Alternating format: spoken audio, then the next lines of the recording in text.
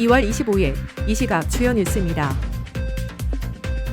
더불어민주당 정청래 대표는 코스피가 최초로 6천선을 돌파한 역사적인 날 3차 상법 개정안을 국회에서 처리할 예정이라고 밝혔습니다. KB증권은 반도체 실적 호조와 자본시장 정책 기대를 근거로 코스피가 7,000포인트 이상 상승할 것이라고 전망했습니다. 기술기업 엔트로픽이 자사 인공지능 모델 클로드의 새로운 기능을 발표하며 구글 드라이브 등 기존 소프트웨어와 연동할 수 있도록 지원한다고 밝혔습니다. 미국 시타델 증권은 인공지능 AI 혁신이 2028년 대형 금융위기를 초래할 것이라는 시트리니 리서치의 전망을 정면으로 반박했습니다. 메타는 하반기부터 외부 핀테크 업체와 협력해 스테이블 코인 결제 시스템을 도입할 계획이라고 밝혔습니다. 더불어민주당 정청래 대표는 코스피가 사상 처음으로 6천선을 돌파한 것에 대해 역사적인 날이라고 평가했습니다. 그는 3차 상법 개정안이 오늘 국회 본회의에서 처리될 예정이라고 밝혔으며 국민의힘의 필리버스터 중단과 입법 협조를 촉구했습니다. 정 대표는 이재명 대통령 취임 이후 국가 정상화로 주식시장이 개선되고 있으며 주가지수가 더 높게 상승할 수 있도록 시장 효율성 강화가 필요하다고 전했습니다. 국민의힘의 반대에도 불구하고 민생개혁 입법이 계속 추진될 것이라고 강조했습니다. 이날 코스피는 개장과 동시에 6천선을 넘어섰습니다. KB증권은 지난해 10일 월 코스피 3단 목표치를 7,500으로 제시하며 올해 코스피가 가파르게 상승할 것을 전망했습니다. 이는 반도체 산업의 강력한 실적 기대와 주가 순자산 비율의 밸류에이션 매력, 그리고 정부의 자본시장 정책 기대감에 근거한 것입니다.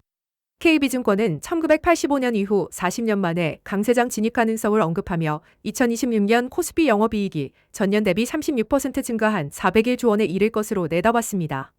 이후 코스피 지수가 6천선을 넘어 주요 증권사들도 목표치를 대폭 상향 조정하면서 KB증권의 전망이 맞아떨어졌다는 평가가 나왔습니다. 특히 국민성장펀드 투자계획과 MSCI 선진지수, 편입 로드맵 발표, 금산분리 완화와 퇴직연금 기금화 같은 정부 정책이 강세장 지속에 중요한 역할을 할 것으로 보고 있습니다.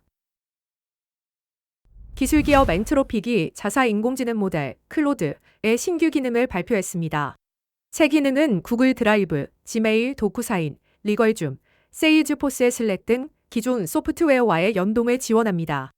고객은 인사관리나 투자은행 등 조직별 맞춤형 플러그인을 직접 제작할 수 있으며 수백 개의 플러그인을 활용해 업무 효율성을 높일 수 있습니다.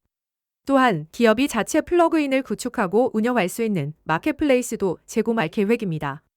웨드부시는 이번 발표를 통해 AI가 기존 소프트웨어 인프라를 완전 대체하지 않는다는 점을 강조했습니다. 미국 시타델 증권은 인공지능 AI 혁신이 2028년 대형 금융위기를 초래할 것이라는 시트리니 리서치의 전망을 정면으로 반박했습니다. 시타델은 AI가 노동을 급격히 대체할 임박한 위험이 없으며 기술 확산은 역사적 경험에 따라 제한적인 S자형 성장 곡선을 따른다고 평가했습니다. 또한 AI 주도의 자동화는 생산성 향상에 통한 긍정적 공급 충격으로 작용하며 노동 대체보다 보완제 역할을 할 가능성이 크다고 분석했습니다. 이는 AI가 생산 비용을 낮추고 소비를 확대하는 방향으로 경제에 기여할 것을 시사합니다. 결론적으로 AI 관련 부정적 경제 충격이 나타나기 위해서는 복합적이고 극단적인 조건들이 모두 충족돼야 한다고 진단했습니다. 페이스북의 모기업 메타가 하반기부터 스테이블 코인 시장에 재진출하는 계획을 추진하고 있습니다. 2019년 리브라 프로젝트 이후 약 4년 만의 도전으로 이번에는 외부 핀테크 업체와 협력해 스테이블 코인 결제 시스템을 도입할 예정입니다.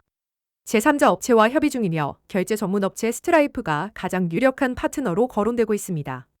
메타는 직접 디지털 화폐를 발행하지 않고 외부 기술을 활용하는 방식으로 규제 리스크를 최소화하는 전략입니다. 스테이블 코인 도입 시 페이스북, 인스타그램, 왓츠앱 등 30억 명 이상의 사용자 기반을 활용해 송금과 결제 수수료를 대폭 낮출 수 있게 됩니다. 이는 메타가 소셜 커머스와 해외 송금 시장에서 글로벌 강자로 자리매김하는 데 중요한 역할을 할 것으로 전망합니다. 정부가 국제투자 분쟁 해결제도 취소 소송에서 영국 법원으로부터 승소했다고 발표했습니다.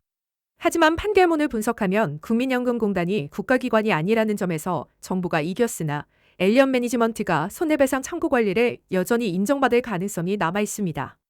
이번 판결은 메이슨 사건과 유사한 양상으로 청와대와 보건복지부 등의 개입이 국가기관 조치로 재확인되면서 손해배상 책임을 완전히 피하기 어렵다는 전망도 나오고 있습니다. 정부는 남은 절차에서도 국익 보호를 위해 적극 개입할 계획입니다.